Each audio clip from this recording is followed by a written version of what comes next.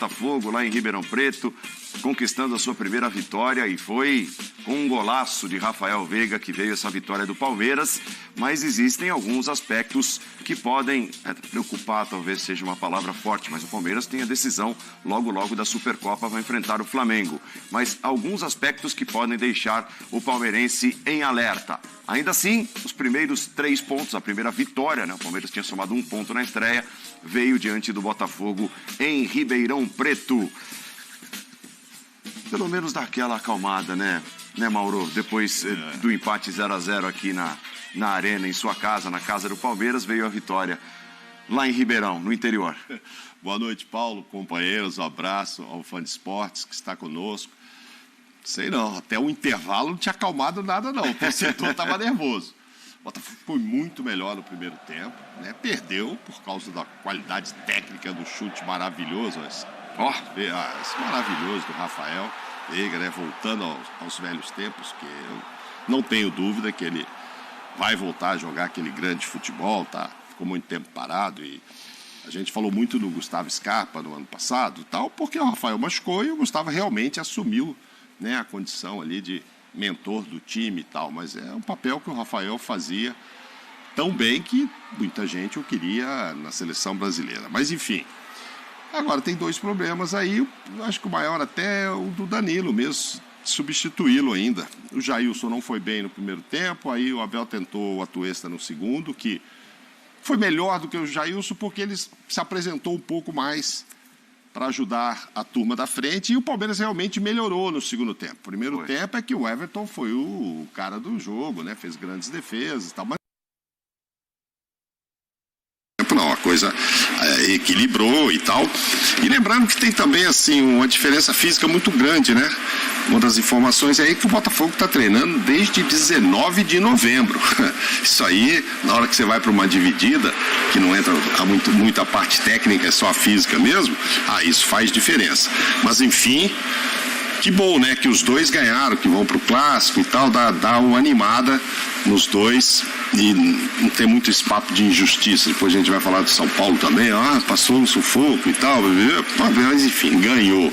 Então é muito bom para o Campeonato Paulista que o primeiro clássico seja com 2 equipes que estão vindo com vitórias.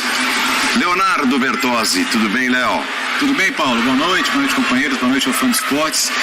O curioso é que se a Supercopa fosse amanhã, com base nos últimos jogos de Flamengo e Palmeiras, o torcedor não estaria muito animado, né? Porque mesmo com o resultado, acho que é consenso que o desempenho do Palmeiras ficou abaixo. E tinha uma expectativa para a formação de hoje, né? Porque era uma formação mais solta, mais leve, com o Endrick, com o Dudu, com o Veiga, com o Rony. Deveria ser um time mais rápido. Tudo bem que alguns gramados do interior e o de Ribeirão Preto em especial são mais pesados, a bola corre menos e o time sofre um pouco mais para colocar ritmo, mas até mesmo a segurança defensiva que o Palmeiras habitualmente tem, mesmo não tendo sofrido gol ainda no campeonato, né?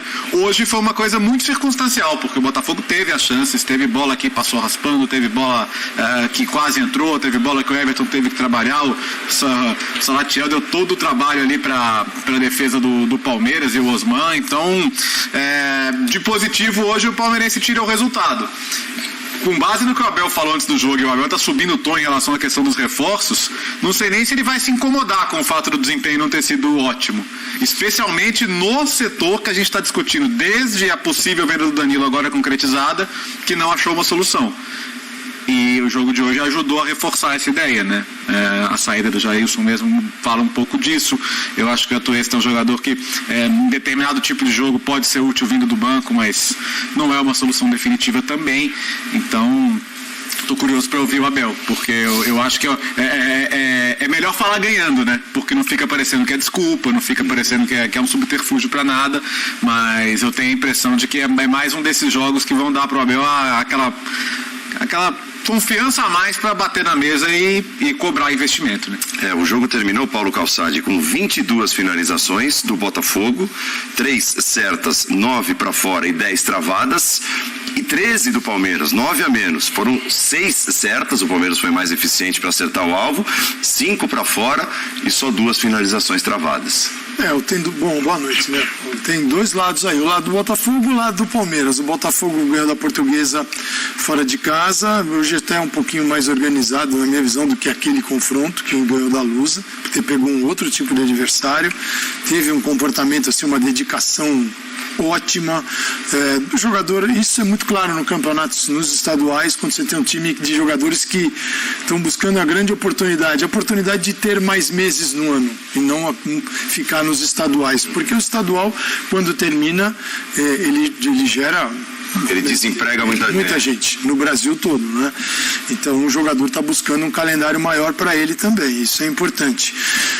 Agora, olhando assim, este olhar verde, né, olhar do Palmeiras, é que talvez vai precisar de mais tempo. O ano passado atrapalha um pouco a análise, porque ano passado foi exclusiva, preparação muito voltada para um Mundial de Clubes.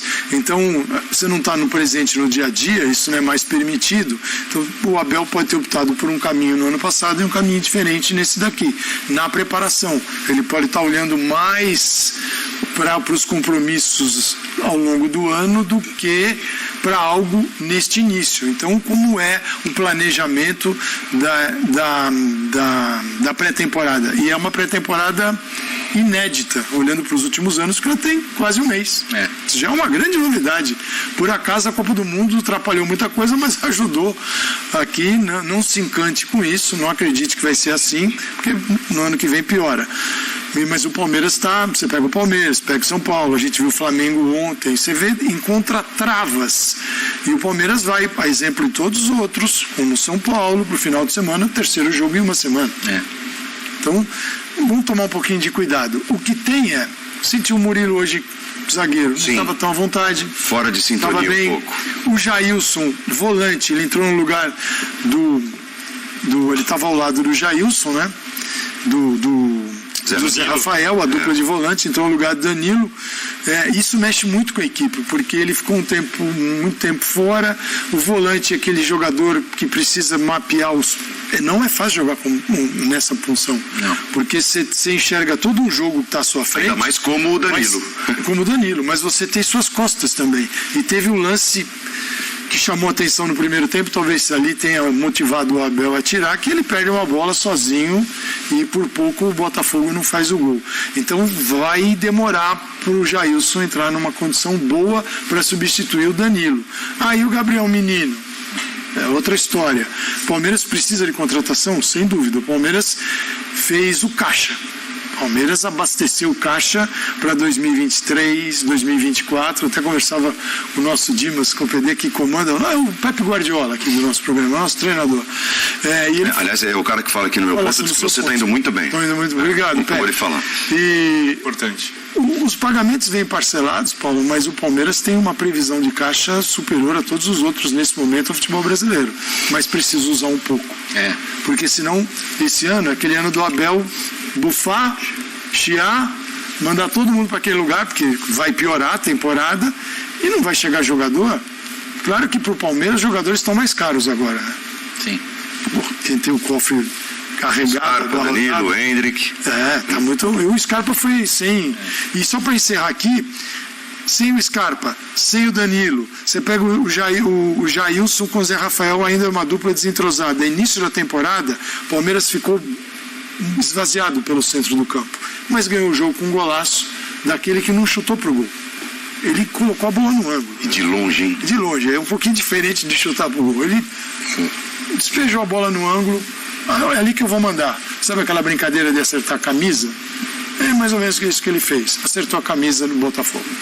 Tudo bem, seu Vitor? Tudo bem, Paulo? Boa noite a você, ao Mauro, professor Calçade, ao El, aos fãs das fãs do esporte.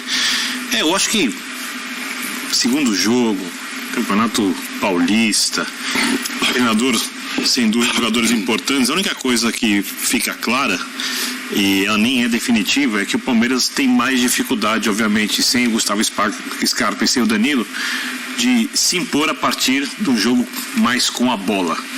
Porque o Rony vai jogar aberto de um lado, do outro, eles podem circular, obviamente, o Veiga completa esse trio, o Hendrick mais avançado, e é um time que tem muito mais tendência a fazer um jogo direto um jogo vertical do que um jogo propriamente de posse de bola. Com o Scarpa, o Palmeiras podia fazer ambos. Então ali tem uma perda de característica, além do Danilo, que é o cara que vai dar o equilíbrio. Esse meio campo ao lado, obviamente, do Zé Rafael e dos outros jogadores, porque é o cara que vai fazer tudo, vai desarmar, vai construir, vai chegar na frente finalizando em gol.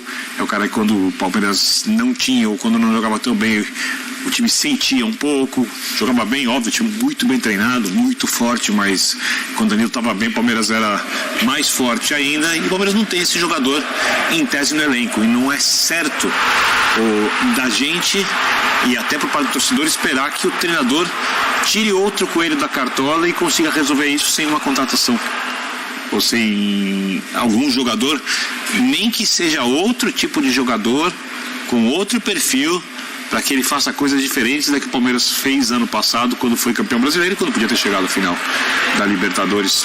Por pouco não conseguiu chegar à decisão do torneio continental. Então, acho que não tem novidade nessa primeira rodada. Se o Palmeiras tivesse perdido ou empatado, com todo respeito, dá no mesmo. É um torneio de preparação. Ganhar o campeonato estadual não é relevante para o Palmeiras. O Palmeiras almeja coisas importantes na temporada e o estadual não é importante. Lógico que é melhor ganhar do que perder, é melhor ganhar os clássicos do que perdê-los. Tudo isso vai gerando alegria para o torcedor, e no futebol, no final das contas, é isso. Mas o que vai definir a temporada e como ela vai ser vivida será o Palmeiras, para o palmeirense, em outras competições.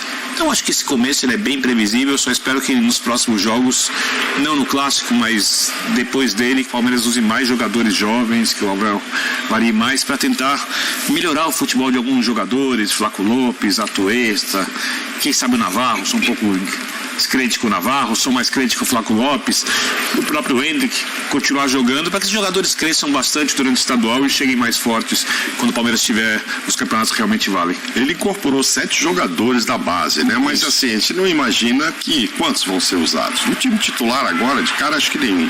A gente fala da substituição de Danilo e Scarpa, Paulo, mas eu acho assim, do Danilo, né? Porque o Rafael Veiga se machucou no dia 30 de agosto. Bom, o primeiro semestre dele foi excelente. Foi. A gente dizia, vai pra seleção, tem que ir, tarará. Aí o Scarpa assumiu tudo isso.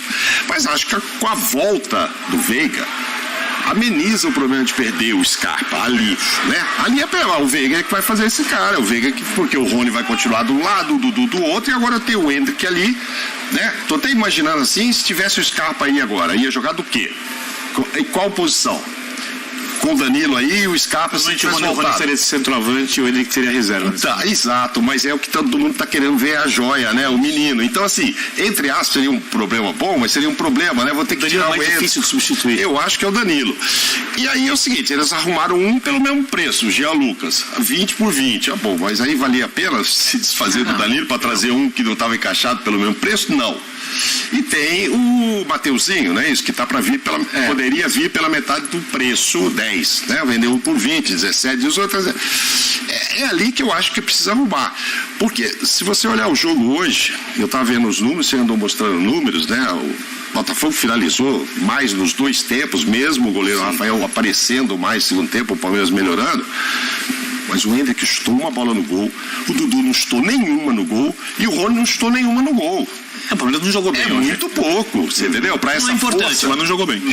E esse time é o mesmo que jogou o primeiro jogo com o São Bento. É o mesmo time, igualzinho. Então já era o segundo jogo do mesmo time para começar a tentar se soltar. E ele, claro, ele muda o Jailson, que ele não gosta do primeiro tempo, que aí eu acho que é o teste dele. Jailson, Atuesta, Gabriel Menino, até aparecer alguém. Com a qualidade do Danilo, vai ser difícil. Mas o Palmeiras precisava, queria vender, o Danilo queria ir embora, vai ter que substituir, aí vai ter que gastar dinheiro, é por isso que já estão indo em cima lá da dona Leila e falando, gasta aí. Mas é importante isso que o Mauro destacou a respeito da falta de efetividade ou eficiência dos atacantes, mais efetividade no caso.